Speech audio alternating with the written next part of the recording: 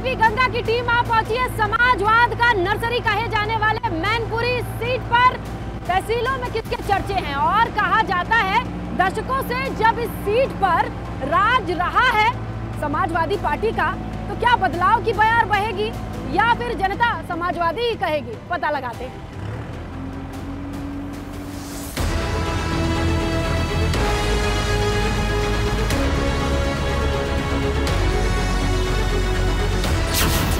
आप लोग उपचुनाव में कुछ सोच रहे हैं बदलाव की, वही सब चलेगा जो दशकों से चलता आ रहा है? दशकों से चलता आ रहा वही चलेगा, वही चलेगा। नेताजी की याद में ये चुनाव कर रहे हैं? नेताजी की याद में, नेताजी की श्रद्धांजलि देने का ये वो है चुनाव। नेताजी के नाम पर वोट होगा। नेताजी का सब कुछ यहाँ पे, नेताजी के अलावा और है क्या यहाँ पे? ये तो माना जाता है कि ये सपा का घर है, ठीक है, घर भी है और गढ़ भी है, दोनों है उसका, ठीक है। उन्होंने बदलाव किया है, लेकिन बीजेपी उससे और आगे बढ़ के और काम करेगी। बीजेपी जब आ रही है तो फिर बीजेपी फिर जीतेगी भी। कितने में बता रहे बीजेपी? नहीं, बिल्कुल खुला होके कह रहे हैं। अरे नहीं मैम, खुला होके कह रहे हैं बीजेपी जीतेगी। एक और युवा नहीं आ रही बीजेपी। ऐसा कैसे? मैम जे गढ़ है और गढ़ ही रहेगा, कोई भी कुछ भी कहे।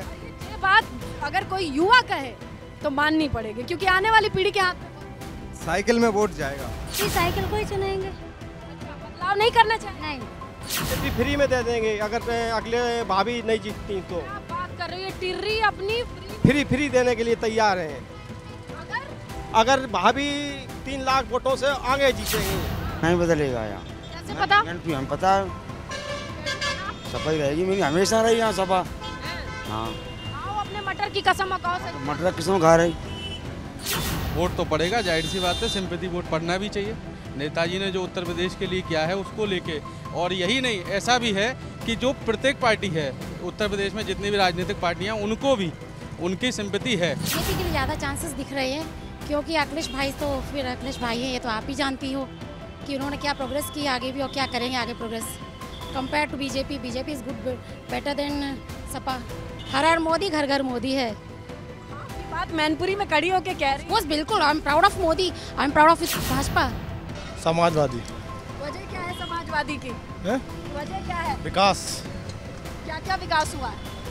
हॉस्पिटल देख लीजिए, रोड देख लीजिए, सपा बनवाई है, और ITI कॉलेज सपा के हैं, और रोहिया पार्क समाजवादी पार्टी का है। सबको समाजवादी पार्टी ने किया किसने है? 5 तारीख को वोट है, यही है कि कमल? यही साइकिल, साइकिल, साइकिल, सिर्फ साइकिल। कम से कम डिम्पल भाभी यहाँ से 2 से 2.5 लाख के वोटों से बिल्कुल आसानी से जीतने वाली है, उससे ज़्यादा ही होगा बिल्कुल।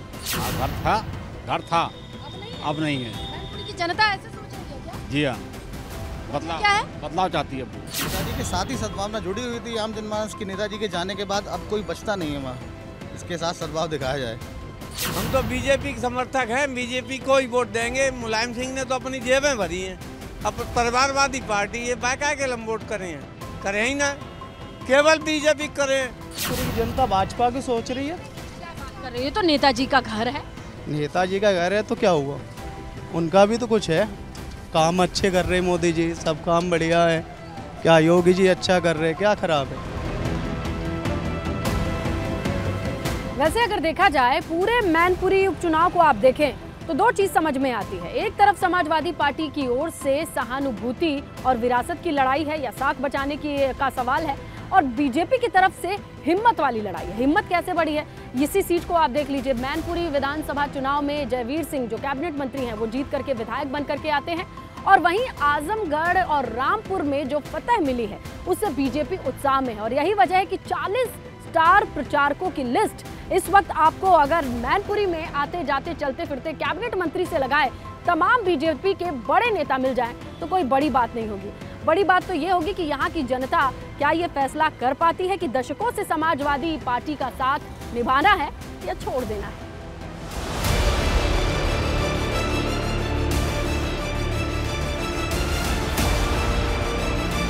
यही जीते हैं मुलायम सिंह। क्या किए तुम्हारे लिए क्या किए? हमारे लिए सब करो, हम तो बिना ही वोट देते। हाँ, साइकिल में पैरी चोट लगा। भाजपा वाले बड़ा जोर लगा रहे हैं। लगान दो, हमें क्या मतलब, वो 5 किलो आटा माँ में थोड़ा बिछिए। सिंपल दे दी और किने दी मैनपुरी जनता विकास के नाम पे वोट देगी। समाजवादी पार्टी से खुश हैं? बिल्कुल खुश है, दिक्कत तो कतई ना आती। चाहते हैं कि जो चल रहा है दशकों से वही चले? बदलाव तो चाहेंगे ही। ये बार जितने इलेक्शन जितने बार होते हैं उतनी महंगाई बढ़ती है। कहते हैं वन नेशन वन इलेक्शन वो होना चाहिए। ऐसा है क्या? और क्या पैसा बचेगा? पैसा बचेगा? ये पैसा जाता किसका? इस जनता को ही पैसा है सारा। साइकिल में दे देंगे, हमें क्या लगी है। मैनपुरी चुनाव तो है वो तो काफ़ी टफ है। देखो दोनों पार्टी बहुत ही बराबर की हैं, ये ऐसा नहीं कोई भी कमज़ोर हो, दोनों बराबर हैं। फिर देखो जनता उसका करेगी, जो विकास की बात करेगी जनता उसके साथ। ठीक कौन लगता है तुमको? ठीक जो विकास कराता है, विकास जो कराता है वो अच्छा।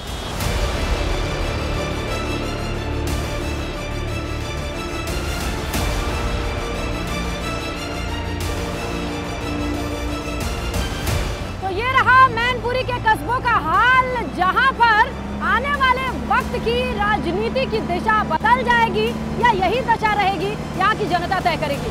चलिए अब आपको लिए चलते हैं रामपुर, जानते हैं कि आखिरकार वहाँ के बाजारों में किसकी हलचल है, किसके चर्चे हैं।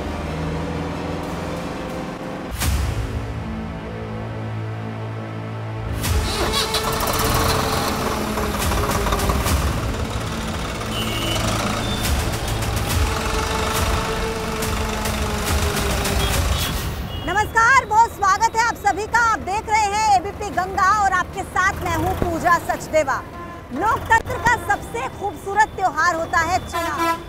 अगर आप अपने क्षेत्र में विकास चाहते हैं, अगर आप चाहते हैं कि आपके क्षेत्र की तस्वीर बदले, तो आपका एक एक वोट कीमती है। और रामपुर में भी उपचुनाव है। एबीपी गंगा की टीम इस वक्त पहुंच चुकी है रामपुर में, वो रामपुर जिसे आजम खां का गढ़ माना जाता है। आजम खां के इसी किले को फतेह करने के लिए भारतीय जनता पार्टी लंबे वक्त से तैयारियों में जुटी हुई है, लेकिन ये तैयारियां उनकी कितनी काम आती हैं या फिर इतिहास एक बार फिर से यहाँ पर दोहराया जाएगा, ये जानने के लिए, लोगों के दिल के हाल जानने के लिए, जनता का मूड जानने के लिए चलिए चलते हैं रामपुर के अलग अलग इलाकों में और जानते हैं क्या है इस बार रामपुर की जनता का।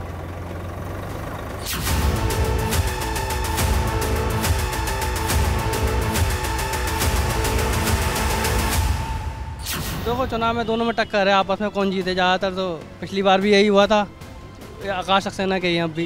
जिसकी हमेशा होता है, जिस तरफ हमेशा होता है। बदलाव नहीं चाहते लोग? किस बात का बदलाव? यहाँ पे विकास की गंगा बही है, किस बात का बदलाव चाहते हैं लोग? कुछ नहीं चाहते लोग। संतुष्ट हैं आप? सब लोग आजम भाई से खुश होते हैं। लेकिन इस बार तो आसिम राजा लड़ रहे हैं। कोई बात नहीं, बात एक ही है, आजम भाई हो या आसिम राजा साहब हो, एक ही बात है।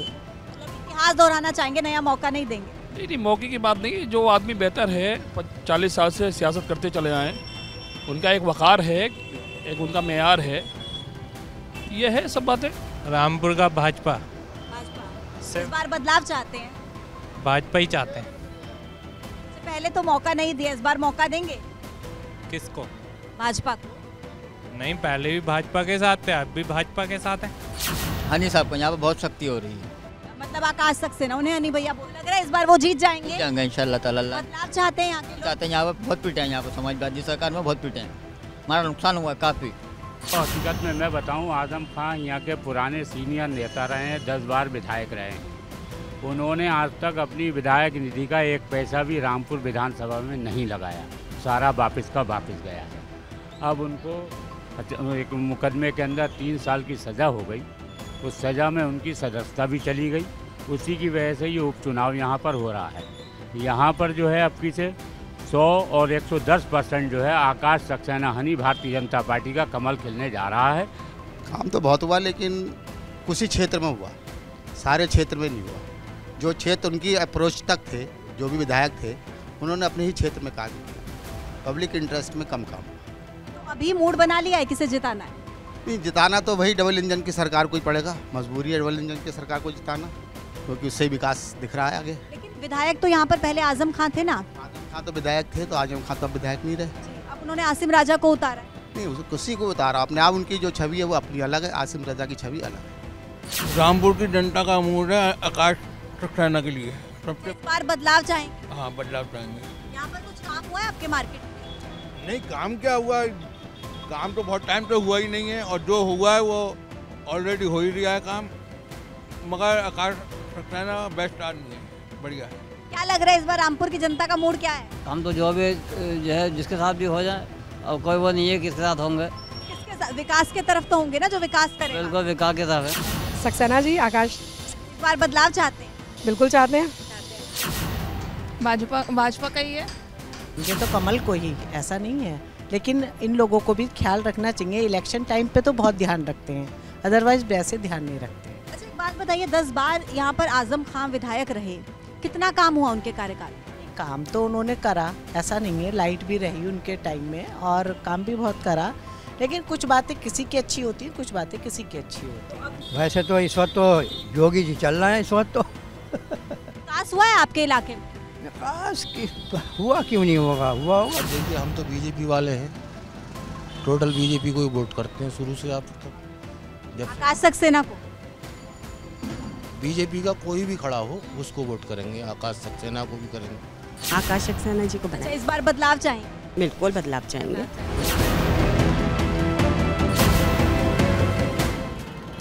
तो देखिए रामपुर में हम जैसे जैसे आगे बढ़ रहे हैं, लोगों से बात कर रहे हैं, तो कुछ लोग तो ये कह रहे हैं कि काफी विकास अभी तक रामपुर में हुआ है, लेकिन कुछ लोग ऐसे भी हैं जो चाह रहे हैं कि विकास अभी और होना चाहिए। खास तौर पर लोगों का रोजगार पर काफी ज्यादा फोकस है, रोजगार उन्हें मिलना चाहिए, सड़क व्यवस्था और ज्यादा बेहतर होनी चाहिए। हालांकि रामपुर आजम खान का गढ़ कहा जाता है और इस किले को फतेह करने के लिए भारतीय जनता पार्टी लंबे वक्त से तैयारियों में लगी हुई है, लेकिन ये तैयारियां भारतीय जनता पार्टी के कितने काम आती हैं या फिर इतिहास यहाँ पर एक बार फिर से दोहराया जाएगा, ये लगातार जानने की, टटोलने की कोशिश हम कर रहे हैं। तो चलिए कुछ और लोगों से करते हैं बात।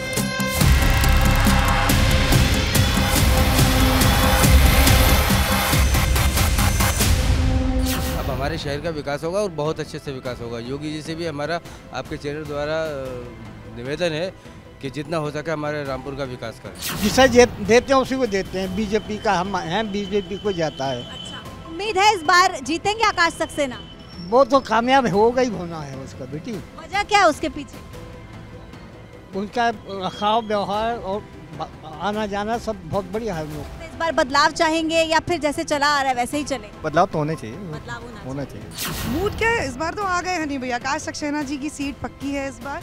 बस थोड़ा सा ये है कि हमें भारी मतों से जिताना है, लेकिन जीते हुए तो पक्का है इस बार भैया। भारतीय जनता पार्टी और कुछ नहीं, भारतीय जनता पार्टी के अलावा और कुछ नहीं, और समाजवादी का सुपड़ा साफ हो चुका है। इस टाइम कमल का फूल खिलेगा। कमल का फूल खिलेगा? हाँ जी, हाँ पक्का है? हाँ जी। अच्छा हाँ जी। वजह क्या है? वजह अब ये तो सभी को पता है, उपचुनाव के बाद जो है जैसा भी है, पिछली बार जो है भारतीय जनता पार्टी जीती थी, कमल का फूल जीता था, इस बार भी हमें पूरा यकीन है कि भाजपा ही जीते। मूड तो बन गया पहले से ही बन जाता। देखिए जिसे वोट दे रहा है वो पहले से बनाएगा, और वो बना हुआ है। हम तो आज 1952 से आज तक भाजपा को देखते हो। उसको देंगे बस, हुकूमत है उसे देंगे बस। कारण क्या है इसके पीछे? उसका खा रहा है, उसके देश में रह रहे हैं, बस बात खत्म हो।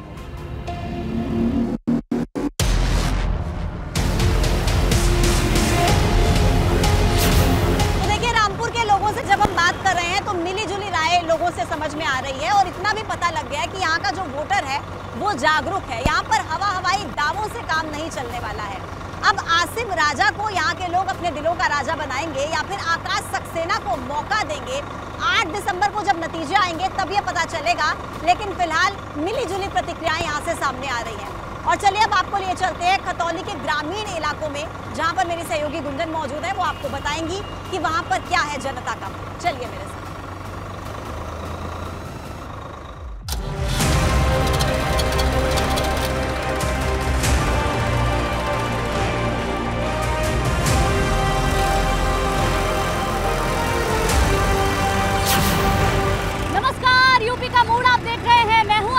गुंजन और हम पहुंच चुके हैं खतौली में यहाँ की जनता के मूड और मिजाज को समझने के लिए, क्योंकि यहाँ पर हो रहा है उपचुनाव। और इस उपचुनाव में मदन भैया जो कि सपा आरएलडी के संयुक्त प्रत्याशी हैं और उनका मुकाबला है विक्रम सैनी की पत्नी राजकुमारी सैनी से। तो यहाँ की जनता अपना मिजाज क्या बना रही है, मन क्या बना रही है, मुद्दे क्या है यहाँ के, जानेंगे इन्हीं लोगों के बीच चलकर। तो चलिए मेरे साथ।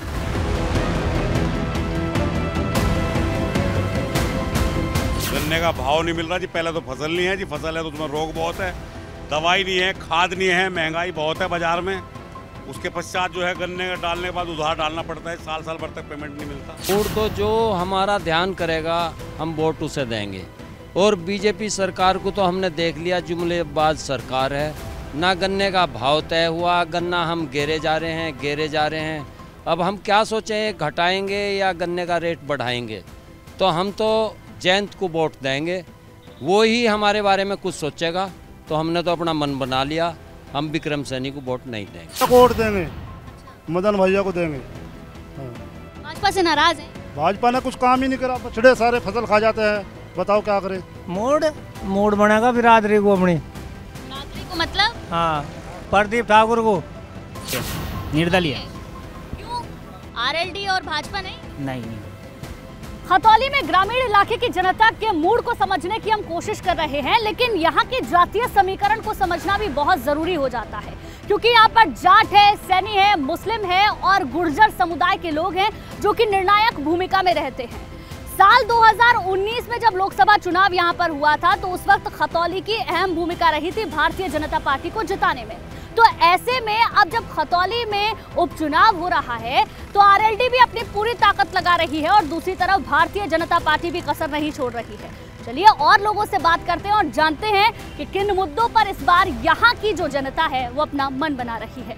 इस बार यहाँ से मेरे ख्याल से गठबंधन का प्रत्याशी जीतता है। हमारी आवाज़ अगर कोई उठा सकता है, किसानों का कोई पेमेंट करा सकता है तो वो हमारे आरएलडी वाले उठा सकते हैं। तो हम तो बहुत ज़्यादा परेशान है इस गवर्नमेंट से जो हमारे प्रदेश में है। योगी की पार्टी को देंगे, हाँ बीजेपी की। पर ठीक है, महंगाई तो ही, पर ठीक है, कोई आफत नहीं, कोई मारपीट नहीं, कोई मारकाट नहीं, खुलेआम सो रहे, कोई नुकसान नहीं। खतौली का मिजाज तो मदन भैया है, वो क्यों इनने क्या काम करवा दिया और यहाँ पंगे बुआ रखे इन्होंने। तो प्रदीप को वोट देंगे, नहीं प्रदीप ठाकुर को, क्योंकि अपना आदमी हो। खतौली का मूड भाजपा का ही है, भाजपा का बन रहा। काम किया भाजपा ने कुछ? बहुत बढ़िया काम हो रहा, बहुत बढ़िया काम हो रहा, भाजपा बढ़िया काम। इस बार जी मदन भैया जीतेंगे, क्योंकि उनका चेहरा बहुत अच्छा है और विक्रम सैनी ने यहाँ कुछ काम नहीं कराया। बस पाकिस्तान के मुद्दों को लेकर जाए, पाकिस्तान यहाँ भी गांव में केस हो गया था, तो बस ये उन्हें हिंदू मुस्लिम चाहिए और कुछ नहीं चाहिए। प्राइवेटाइजेशन कर रही बीजेपी। गवर्नमेंट फैसिलिटी भी मिल रही है, बच्चों को रोजगार भी मिल रहा है, सब कुछ मिल रहा है और पढ़ाई वढ़ाई अच्छी है एकदम। वोट देती हैं? हाँ देते हैं। क्या बना रही है मन इस बार? वोट फॉर बीजेपी पहले थी। मिजाज तो देखो हम भारतीय जनता पार्टी के साथ है, हाँ, लेकिन व्यक्ति विशेष के आधार पर देखें तो मैं विक्रम सैनी का विरोध भी है। काम वाम हुआ है गांव में कि नहीं? नहीं, सब कुछ हो गया, मोदी की योजना में सब हो रहा, पर बछड़े इतने हमारे सारी खेती खा गई। बछड़े इतने, बछड़ों का इंतजाम करो और सब मोदी और योगी के पीछे है। और वोट भी जब सब अब गेहूँ बोवेंगे, गेहूँ भी नहीं होने देने के मारे, तो बस और कोई शिकायत नहीं। मोदी योगी की गैल है, हम तो हमारी उड़ता तो कोई चून का खड़ा करो या कोई भी, हम तो पहले से उसी ही गैल है। बदलाव नहीं चाहते कुछ? बदलाव तो ये थोड़ा बदलाव हो रहा है, इतने विकास हो गए। हम तो बीजेपी के आदमी है, पहले से बीजेपी को वोट देंगे, मोदी योगी को ही वोट देंगे। नहीं, बदलाव तो होना चाहिए। बदलाव को क्या है, बदलाव तो होना चाहिए भाई। गन्ने का पेमेंट भी ठीक आ रहा है वैसे तो, पर रेट तो नहीं बढ़ते ना गन्ने के। हाँ, तो गन्ने का रेट तो बढ़ना चाहिए। खतौली में गांव की जनता क्या सोच रही है, उनके मन को, उनके मिजाज को समझने की हम लगातार कोशिश कर रहे हैं। किसान यहाँ पर आवारा पशुओं के आतंक से परेशान है, इसके साथ साथ खाद के दाम बढ़ रहे हैं, ये किसानों की एक बड़ी समस्या है। गन्ना बेल्ट है, मुद्दे यहाँ पर कई सारे हैं और इन्हीं मुद्दों को ध्यान में रखकर यहाँ की जनता ने अपना मन बना लिया है। चलिए अब आपको सीधे स्टूडियो लिए चलते हैं और वहां पर करेंगे विश्लेषण कि किन समीकरणों पर इस बार उपचुनाव होने जा रहा है खतौली में।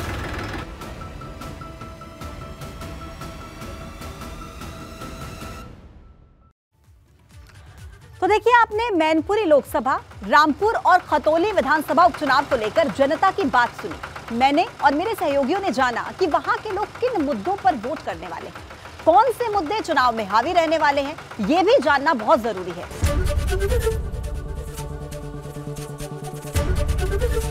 एबीपी गंगा, खबर आपकी, जुबान आपकी।